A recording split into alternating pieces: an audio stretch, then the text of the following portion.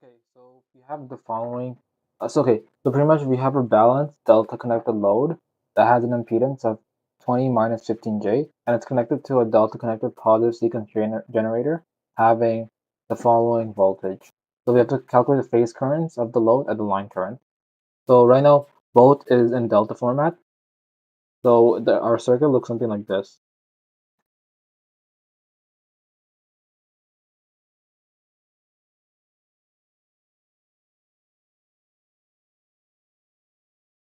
Okay, wait, hold on. There we go. So this is how our circuit looks like. This is A, B, C, and this is A, B, C. So plus minus, plus minus, plus minus. Okay, so pretty much the voltage here is going to be 330 phasor 0. The voltage, since this is a positive sequence, it's an ABC circuit. So this one is going to be 330 phasor minus 120 degrees. This one will be 330 phasor minus 120 again, but then we can add 360. So it's just, we're just going to put 60 here. Okay. So next thing what we're going to do is set up our loads. Oh, wait, hold on a minute. Sorry. I made a calculation mistake. It's supposed to be 120 here. Sorry about that. Okay. So next we have our loads. So they're all going to be the same value. So it's 20 minus 15J, 20 minus 15J, and then 20 minus 15J. So what we have to find now is the line currents as well as the phase currents. All right. So let's start by finding the phase currents. They're probably the easiest ones.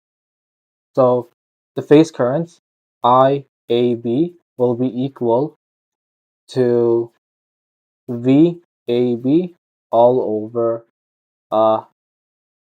the impedance, okay, in delta configuration.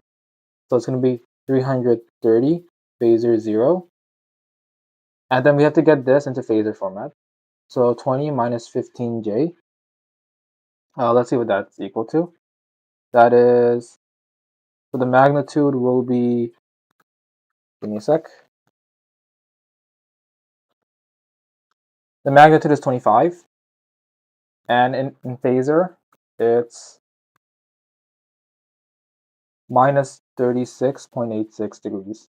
So we'll just put that here. And remember, we don't do the minus 120 for impedance.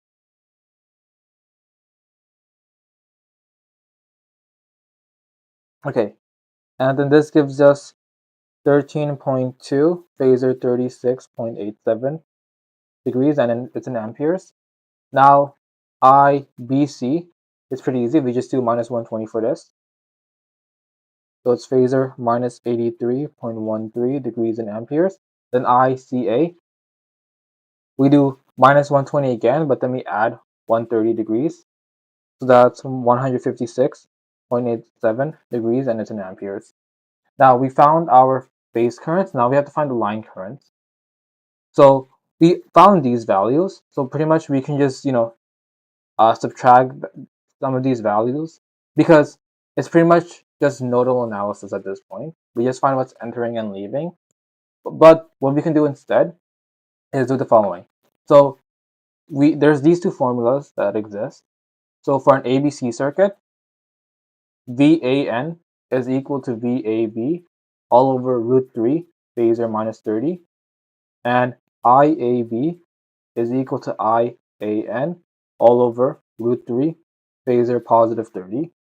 And for ACB, it's the same thing. VAN is equal to VAB all over root 3 phasor positive 30, and IAB is equal to IAN root 3 phasor minus 30. So pretty much we just switch the signs. And we're told it's an ABC circuit, so we can just use this formula.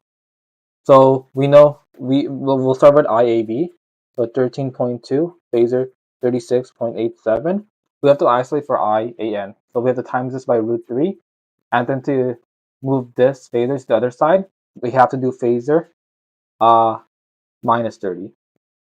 So the value will be, so for IAN, it's going to be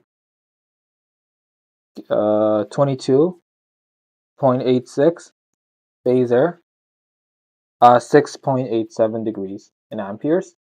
Now we can get IBN. We just have to subtract 120 from this, so 22.86, and that's minus 113.13 degrees in amperes, and then ICN minus 120 again. Then we can then add 360,